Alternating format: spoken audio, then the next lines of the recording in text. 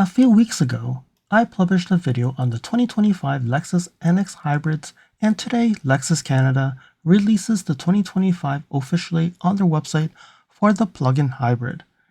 This proves that the 2025 model year is a carryover year and not a mid-cycle refresh. And for the folks who actually continue to not believe my video, here is the proof that it's a carryover year and not a mid-cycle refresh. We did see Japan getting overtrail model, but it looks like Canada will not be getting that. Today, we will look into the pricing and compare the 2024 model year to see what has changed, and without further ado, let's get to it.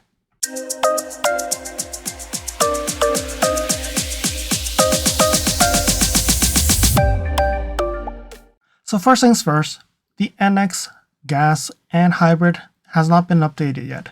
But if we actually go here and look at the plug-in hybrid, if we explore, you can see that the 2025 NX plug-in hybrid has been released. So first thing I want to do is let's go here and look at the build, and let's go to the plug-in hybrid. And now we can see there will be a 2024 and 2025. The 2024 has the zero emission program, the $5,000 rebate, and the 2025, it's not there yet because it still needs to go through the process to get approved by the government of Canada.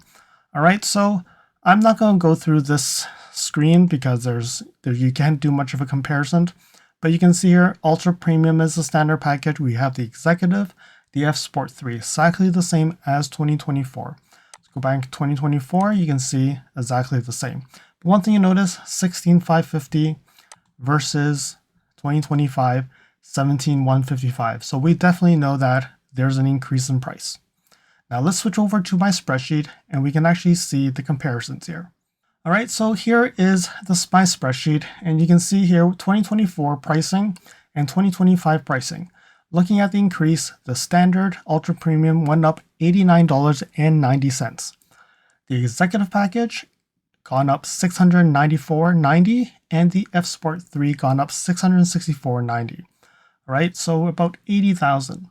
So then when we look at here, you can see tax in 2024 model year is $71,400 roughly to $91,005. And if you included the 2024 tax rebate, it's about $67,000 to $68,000. Right now, 2025, because we don't have the confirmation of the rebate, it's $71,500 to $91,750 roughly. So roughly it's about $700 more. Not too bad, right? So when you look at the ISEF rebate, 2024, when we actually take out all the freight, the air conditioning taxes, and the environmental fees, and the dealer fees, it's $59,900 for 2024. And you look at here, 2025, it's really up that $89 roughly, right? So it's $10 under the ISEF limit. So they purposely did not increase the price to a point where it does not qualify. So it does qualify, but we're just waiting for confirmation. Okay, so this should still qualify for the $5,000 rebate. Then we look at the colors. Okay, so color wise, we all know from my previous video, cadmium orange is no longer available in 2025, and copper crest is now available. Okay, as I said before, it's now $650. So if you want the eminent white pearl, it's $150 more. Cloudburst gray, same thing. Ultrasonic blue mica 2 is the same price as before because it was the premium on top of the premium paint. Ultra white for the F Sport 3 is also $150 more. And again, no cadmium orange. All right. Last thing here, interior versus color. We have the black, the Regio red, Palanomio, and macadamium.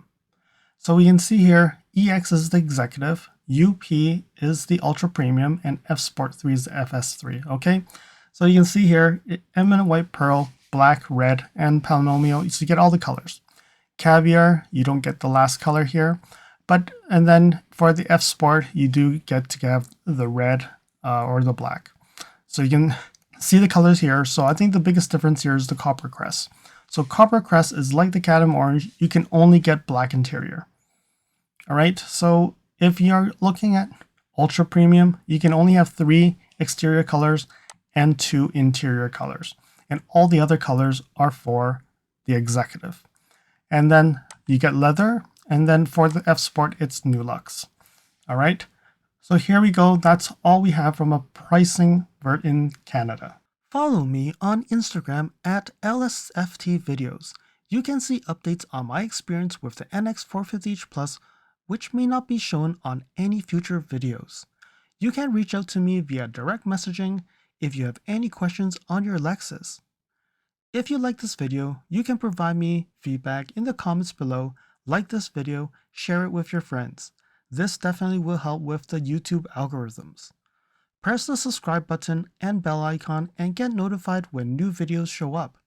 And lastly, if you want to support me further, you can provide me a super thanks, or visit my Amazon storefront before you purchase anything from Amazon, or you can purchase products from the list on the items that I've been using with my vehicle or at home at no extra cost to you. And now let's continue with the video. All right, so now let's look at the specifications. Okay, so you can see here, length of the car hasn't changed. The width has not changed. But if you look at the height, 2024 is 1,659 millimeters or 65.3 inches. If you look at 2025, it's actually a little higher, 0.4 inches higher. So 1670 and 56.7. Then you look at the wheelbase, no change. Capacity of the seats, no change. If you look at the ground clearance, so remember the overtrail was 8 inches, but now this is 7.7. So it went up higher, but it still didn't get to the overtrail number. So 185 versus 195, 7.3 inches to 7.7 inches. The headroom has not changed, and you can see the rear headroom has also changed because now there is the panoramic roof, right? So 968 versus 949. So it's actually a little bit shorter in headroom in the back. And the front legroom, no change. The rear legroom, no change. Shoulder, no change. Everything has not changed in the remainder of things here. Let's continue. If you look at the curb weight, has not changed. One thing to see, the fuel consumption has changed. It's funny that the miles per gallon has not changed at all, but if you look at it, 2024 was 6.2 city, 7 highway, and combined 6.6.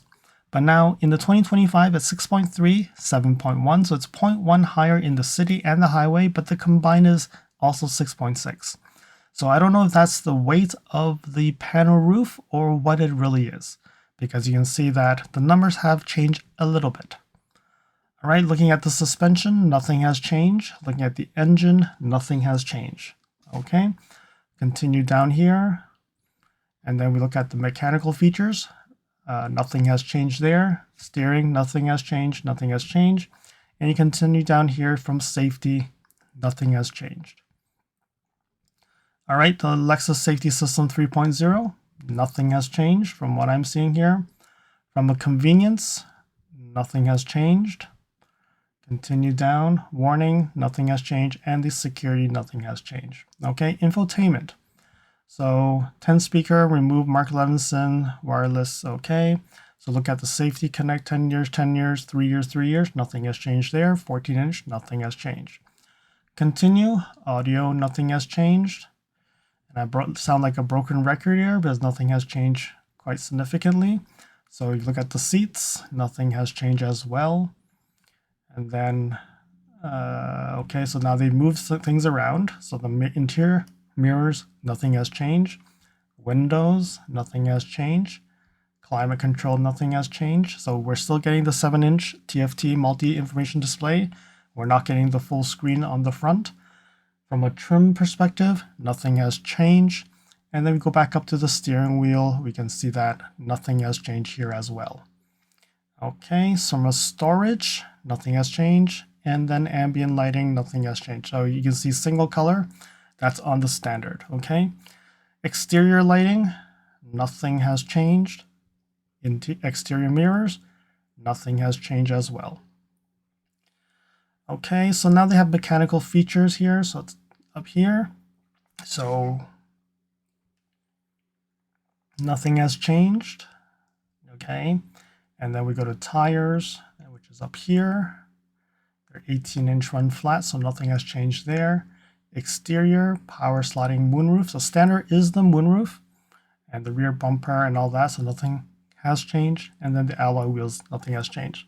So then we look at the optional. So the problem here is in these PDFs, they actually don't tell you what options are available here based on this, but these are all the options you can get. Okay, so if we do side by side, you can see here triple beam high. So one thing that you'll see here is the panoramic moonroof in the 2025 NX. Okay, that's not in the 2024. And then we look further down, auto leveling, digital key, lane change, cornering. Okay, and then you see there's a 17-inch Mark Levinson for last year already. Same thing here, we still get the Mark Levinson. And then we have the front, and these are all the F Sport options, and I don't see anything has changed here. All right, so we continue to go down here, and then we can see these optional packages. So you see the executive. So the executive here, the biggest change really is this panoramic moonroof. So you do get the panoramic moonroof on the executive NX450h Plus, and also you do get the 17-speaker Mark Levinson premium audio that was there already last year, so they added it last year, but I know in the folks in the US, you still don't get it yet. But one thing that you also want to see is, you can see here the ground clearance, 8.1 versus last year is 7.7. So they actually raised the NX a little higher. And this is very similar to the overtrail height. So I don't know, it's because it's built in Japan and that's why they're coming out with the same height. Possibly, I really don't know. But then you look at here, the rear headroom, we actually don't have it here, but it's 978, 80, 38.5, which then it's weird because in the other area, we saw that the numbers were different, right? It was 38.1. So I don't know how they actually got 0.4 more inches on the executive. And then the height is 1680, and you can see that the height is 1669. So definitely a little bit different in these numbers. Then we look at the F Sport. You can see nothing really has changed other than you can see panoramic moonroof also available on the F Sport 3. So the more expensive 450h Pluses do get the panoramic moonroof as part of the package, but they do not get the Mark Levinson here. So you can see that there's no Mark Levinson.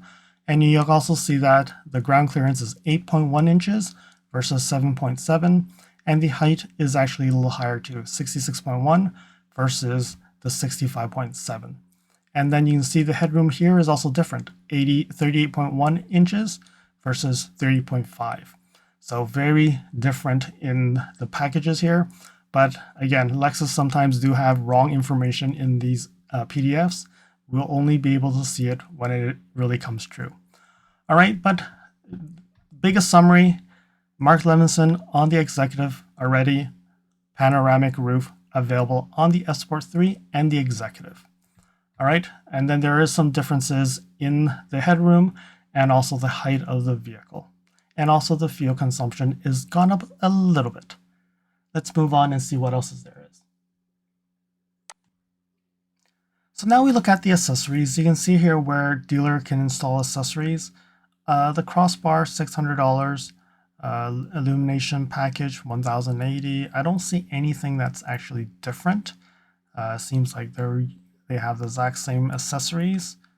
And I actually don't see that they have the trickle charger here. And even the genuine dash cam is still the old dash cam, not the new one. So really, we haven't seen any differences here as well from accessory standpoint.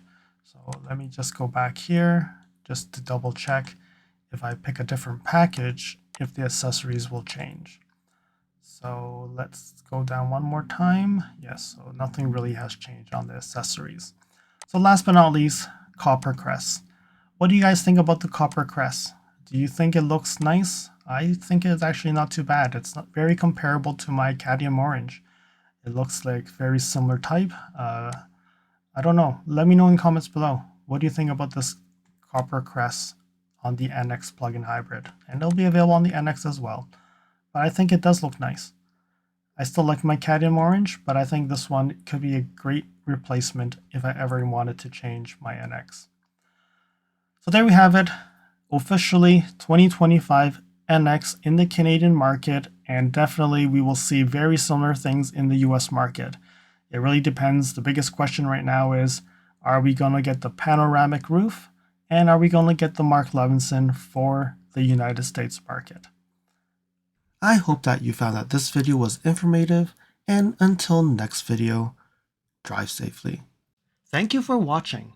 If you liked this video, please comment, like, share this video, and if you want to see more videos like this, you can subscribe to my channel and press that bell icon to get notified when new videos are posted. And if you'd like to support this channel, you can provide me a super thanks. And until next time, cheers.